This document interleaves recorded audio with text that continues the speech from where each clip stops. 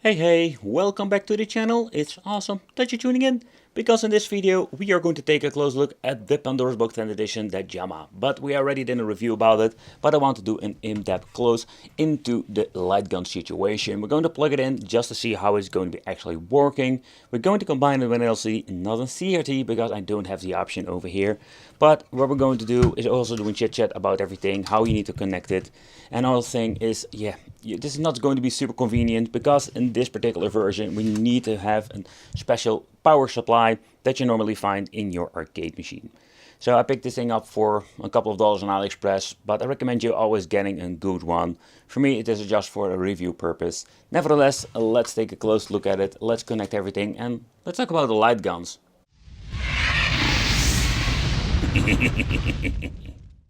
Let's talk about the situation, how to connect the power, because with the previous model we had this splitter for your jack 12 volt or battle jack power supply.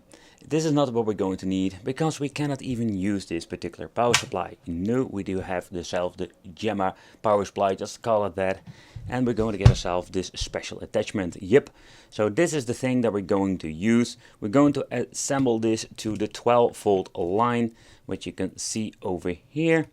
And then we're going to get ourselves the needed juice. But let's say you have the problem that you do have the power supply, but you have an old Pandora's box that hasn't been connected through the 12 volt over here, but has a separate power supply, because that happens. But what you also can do is like get this cable already shown you before and just plug it in here. And you can just basically hook it up to the power supply. But also, if you have like some spare, like say room for an adapter, you can just use yourself a barrel jack adapter and just plug it in here and have an extra adapter purely for the Firebase hub for the light gun. So there are different configurations. It's all depending what is inside your machine.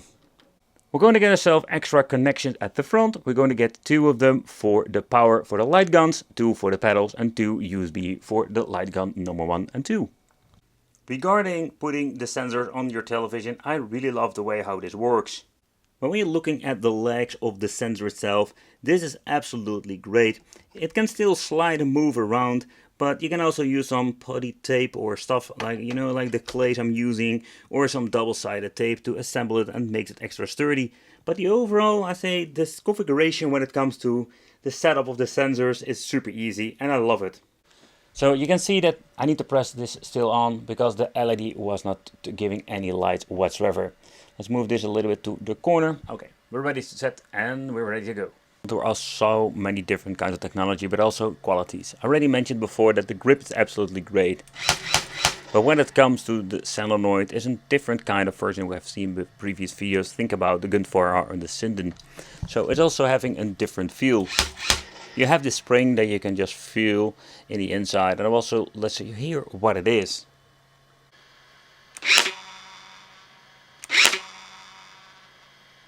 But when you're listening to the sound itself, yep, it just feels and sounds actually like I'm showing you.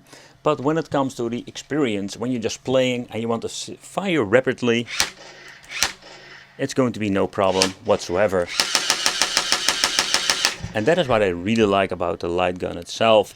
And that is for when you're playing certain games that you have rapid fire. That is absolutely great. And the solenoid is a very cool add-on to this. Alright, so everything has been connected, and it is absolutely a cable nightmare. If you're having a huge arcade machine, you can just cable management everything away. But for me, just for the review purpose, I just wanted to see how it actually works. So power supply, everything has been connected to the Firebase, the Pandora's box, and the light gun also have been configured and ready to go. Flabbergasted, because the first time I booted up I couldn't find any light gun games. So I was thinking, hey, let's go to the start menu and let's see if there's any games there. Realizing they completely disable it. After some, let's say, chit-chatting with some people, I realized I completely was like thinking on the wrong way, because we need to go to the special menu, pressing the tiny button at the back, entering the settings menu. Here we can find ourselves the game config. With game config, we're going to get ourselves the edit game list. When we're going entering this menu, here we're having all kinds of options. We can disable games, show games, but also emulators can be turned on and off. And by going up, you will see Ligh-Gun games have been disabled. I think they did this because when they are launching this product, there were no Ligh-Guns available. So they're thinking, let's disable the Ligh-Guns and don't make people confused. Okay, you can just disable in certain platform if you don't like it. For example, PlayStation Portable if it doesn't run or have no games or one game at all. But that's it, everything have been enabled. So let's go back to the main menu and let's test out the guns. Let's see if they are going to be any good. Let's save, not to forget. And it doesn't need to reboot this particular new model. The old models always need to do a full reboot. We don't need to do that anymore. Let's go all the way back to the menu, and indeed the light guns are here. But you still have the idea there was something wrong with your light gun. Doesn't really work that well. You can do things. You can go to the settings and go all the way to the mumbo jumbo and setting thing up. Or another thing we can do is just grab this, unplug it, plug it back in, and it will automatically go into the settings. And over here we can check out if my Corsair is set up. I must say that I have the feeling it's a little bit too high in my opinion. So next time we're going to do is set it all up with the button over here. I'm going to give myself some distance. And that's it. Alright, it's going to be saving it at the same time. Oh yeah, that's much better. Alright, so let's go with the other button and let's exit. And let's just boot up a game. Again. So what is convenient with one of the light guns, you can navigate through the menu with the analog stick. That is absolutely awesome. I'm just going to be honest, let's see which is the start button. Oh, that's one over here. Here we can navigate through the game list. And if you have no light guns enabled, there is a way how to enable that. So when in the menu, what we can do is just choose our game. There are a lot of them on here, and unfortunate I do miss a couple of them when it comes to this first edition of Pandora's box. One of them I'm missing, I think is Terminator. I don't see him anywhere. But let's just begin with Point Blank. Let's press the trigger and let's start them up. With different games we have different configurations. So this particular game is not needed to have rapid fire. So what we need to do is hold the analog stick, press the analog stick better said. And there we go. Full ultimate mode.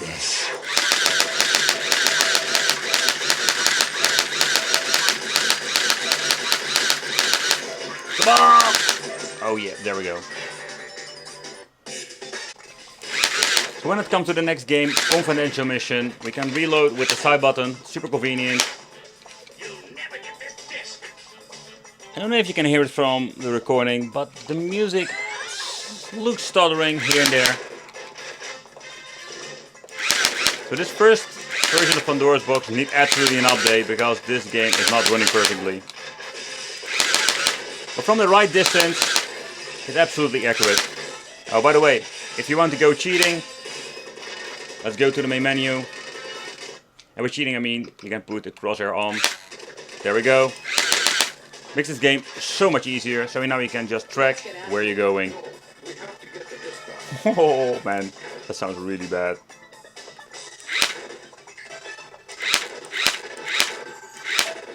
Now it started absolutely crazy a lot. Let's start off with a classic game where we're also going to need the pedal. Or this is in my opinion one of the coolest way to play. I did play it as a child a lot without a pedal, so everything is something you're going to get used to in the end.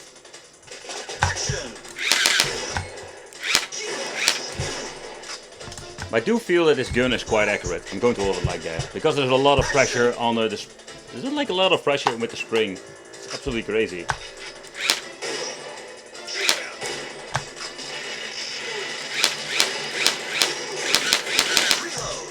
I messed it up. Was it all? Nope.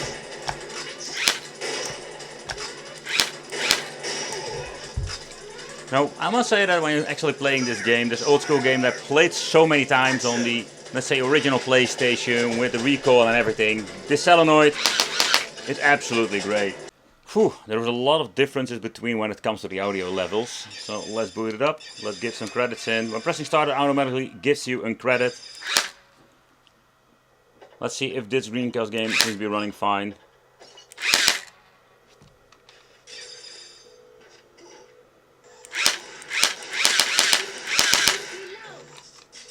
Same button at the side, we can reload.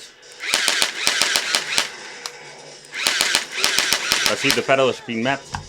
Yeah, you can also reload with the pedal if you want to. But this game seems to be running so far so good. And this graphical wise is a quite impressive game.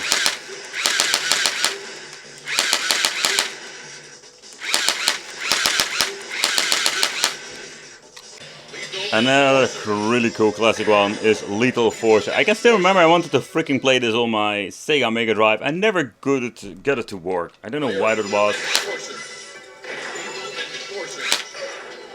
There we go.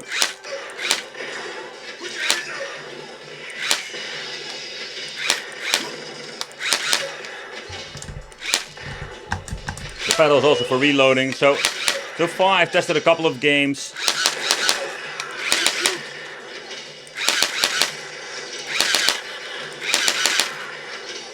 But also game seems to be working fine.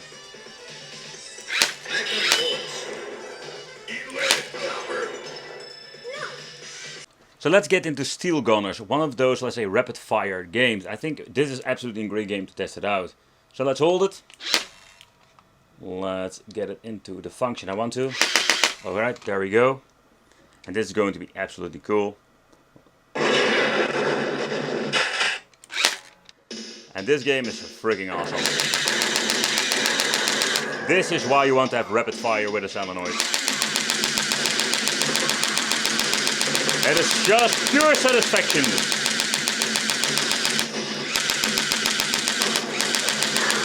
Let's see what's mapped to the pedal. Oh, cool, the rockets, nice.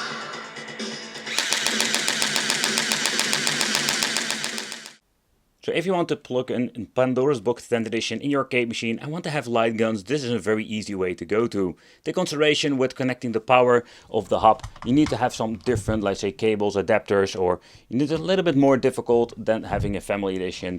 Nevertheless, also when it comes to the sensor, where you're going to place them. But this is absolutely a very easy, great solution. The Pandora's Box isn't perfect because it does have like a little bit of a problem with a couple of games, but beside that, I'm hoping in the future they will make an updated version and fixing all of the issues. I want to thank you all for watching, consider subscribing, and it would be great to see you in the next video.